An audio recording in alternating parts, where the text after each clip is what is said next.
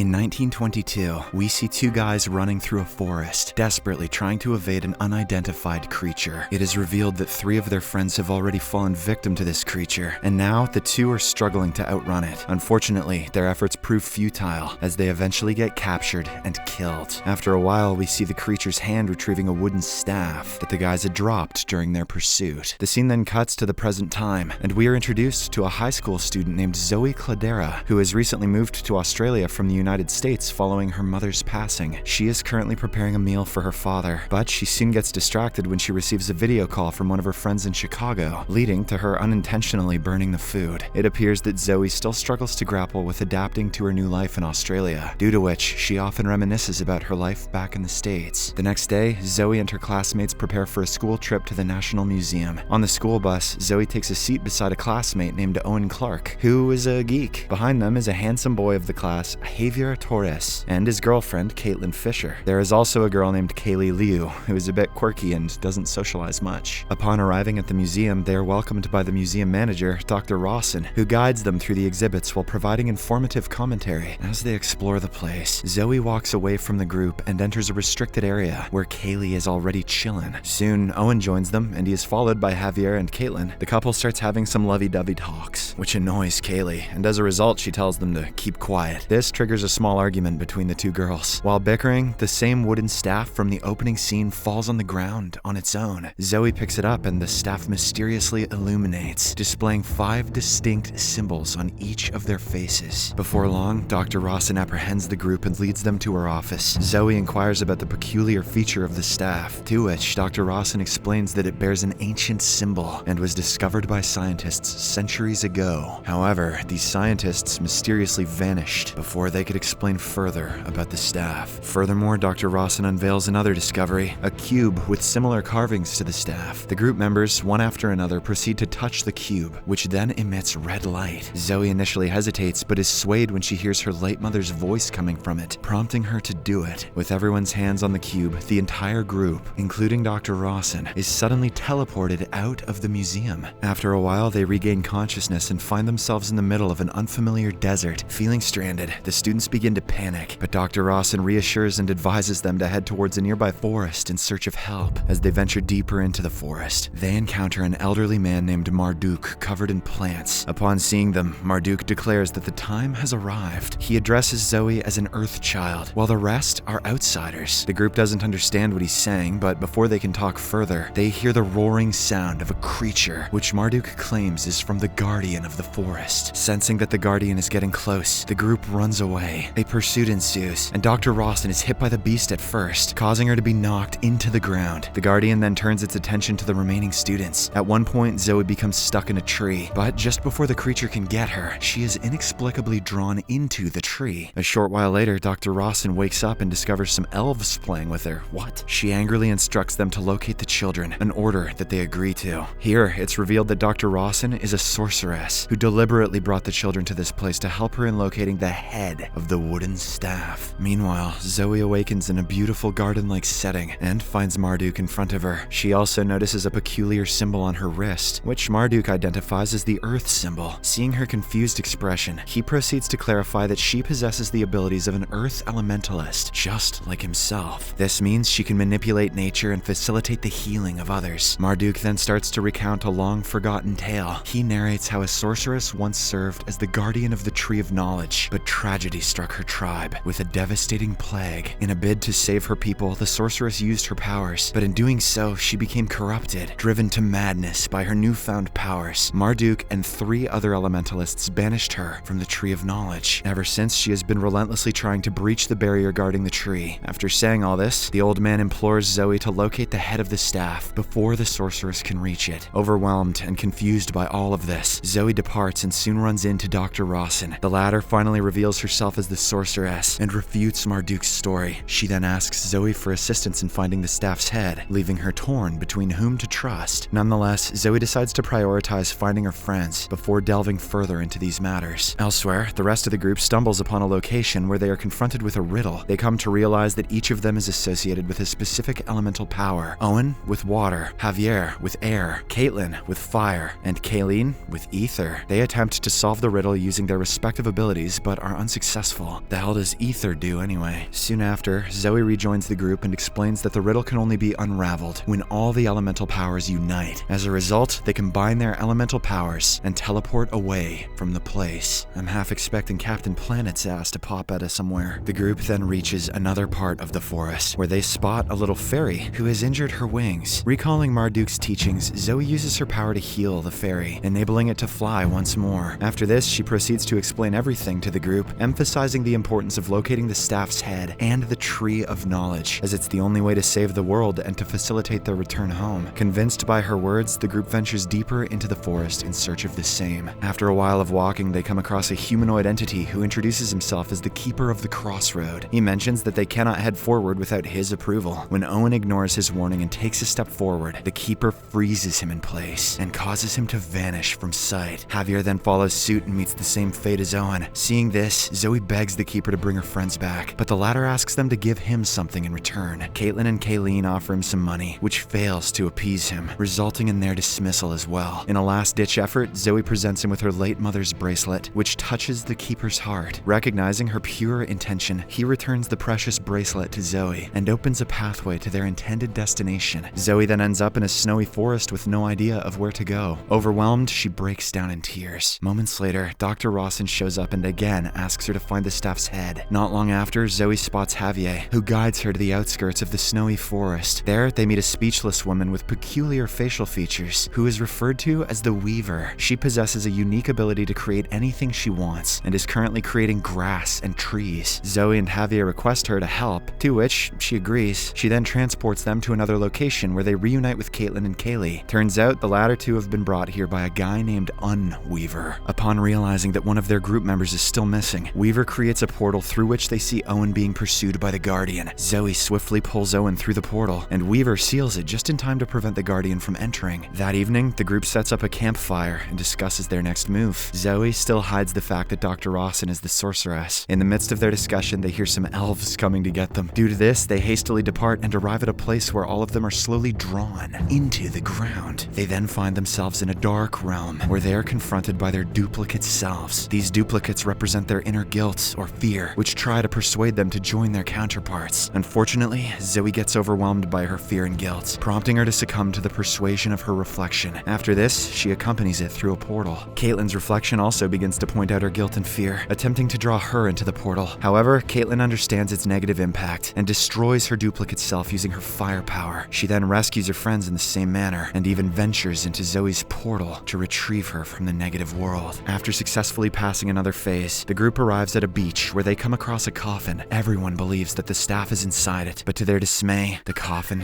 is empty. Just then, Dr. Rawson appears in a completely different avatar than a museum manager. It is at this moment when Zoe finally discloses her true identity as the sorceress. She extends her apologies to her friends for hiding this fact, reasoning that she didn't know whom to trust. Meanwhile, Dr. Rawson goes on to reveal that she has been bringing several groups of children over the years, hoping that they would unlock the barriers that have kept her separated from the Tree of Knowledge. She admits to manipulating their lives and deliberately relocating all of them to Australia in order to regain her power and access the Tree of Knowledge. She further threatens the group, demanding their cooperation or else she'll kill them. Hearing all this, an enraged Kaylee opens a portal and invites the Guardian to confront the sorceress. The Guardian enters and engages in a fierce battle with Dr. Rawson, providing the group an opportunity to escape through the same portal. But soon after, the beast is also forced back through the portal. When Zoe stares at it for a while, she realizes that it is actually an Earth's child. This means the Guardian is one of the good guys. Zoe then uses her elemental power to soothe it, preventing any harm to the group. Just then, she shockingly discovers the staff's head stuck within the Guardian's abdomen. She then slowly extracts it, but as soon as she does so, both Zoe and the Guardian collapse to the ground. Following this, Rawson reappears and demands for the staff's head. When the students refuse, she cruelly electrocutes Owen and Caitlin. Moments later, Zoe rises to her feet and surrenders the staff's head to Rawson in exchange for the safety of her friends. After finally getting what she wanted, Rawson takes Zoe and uses the staff to breach the protective barrier, ultimately leading them to the Tree of Knowledge. There, they find Marduk, who serves as the tree's guardian. Through their conversation, it is revealed that Rawson is none other than his sister. When Marduk comes in her way, Rawson shows no hesitation in killing him. Witnessing this, Zoe tries to use her healing powers on Marduk, but it's of no use. Before dying, the poor man imparts an important message to Zoe, urging her to let go of everything. As Marduk passes away, away. An enraged and determined Zoe utilizes all her powers to destroy the Tree of Knowledge. Rawson hastily enters the tree to activate her powers, but before that, the tree detonates, claiming her life and bringing an end to everything. In the aftermath of these events, all the group members combine their powers to grow a new tree. Shortly after, Kayleen discovers the same cube, which they collectively touch to get transported back to their homeland. In the final scene, we see Zoe and Kaylee talking to each other at school. The movie ends as they realize that they still possess their extraordinary elemental powers. Subscribe for more videos like this, turn on notifications, and leave a like to help the channel out. Thank you for watching.